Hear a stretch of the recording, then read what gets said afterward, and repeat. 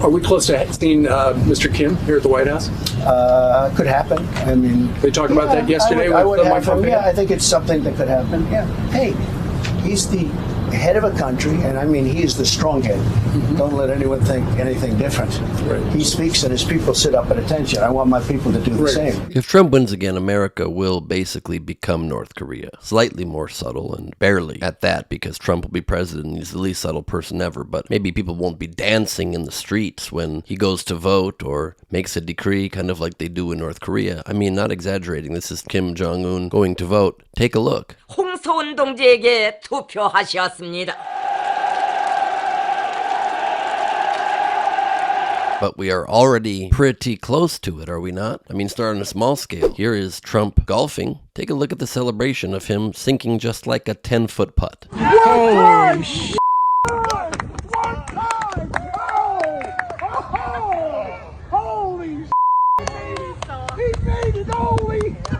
I don't know if you're golfers out there, but that's a very easy putt. I barely golf ever, and I could make that putt probably 6 times out of 10, and people were losing their minds. One time. 동지, 당위원장 이성국 동지를 만나셨습니다. 네, 폭풍 같은 만세 환호성이. But it's not like people just react that way when he golfs. How about when he speaks and says very dumb things? But it's athletics that, on a superficial level, ties Trump to Kim Jong-un or any of North Korea's past leaders, really. Because we're going to get to the more meaningful part of this in just a moment. But take a look as a reminder of what North Korean state media reported about Kim Jong-il, Kim Jong-un's father, and what he did the first time he played golf. I'll read part of it to you. Kim shot 38 under, including 11 holes in one. 11 at the 7,700-yard championship course at Pyongyang in the very first golf round of his life, according to North Korean state media. It goes on, what we do know is no matter how many more majors Tiger Woods does or doesn't win, the debate of Tiger versus Jack is really an argument about who is the second best golfer in history. Sounds extreme, and yes, people in North Korea are more gullible and or more scared for their lives of Kim Jong-un than anybody is of Donald Trump, but he hasn't gotten that second term yet where he will certainly unleash his true innate desire to let all of democracy and all respect for people's will go out the window, which I will show you in a moment that he actually basically just said to Steve Doocy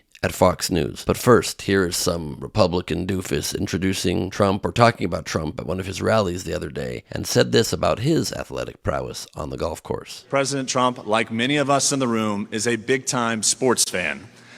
And I say that because it makes sense. President Trump is a great athlete. When he was growing up, he was excelled in sports.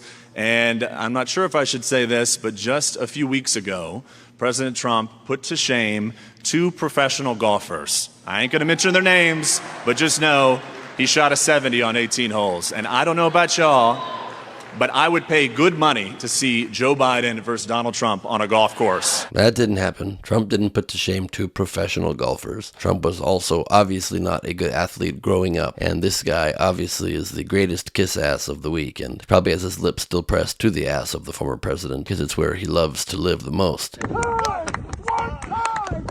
So why does any of this matter? Because of the clip that we opened up with, which carries a far more nefarious meaning than just something stupid Trump is saying. Take a look at it again. Are we close to seeing Mr. Kim here at the White House?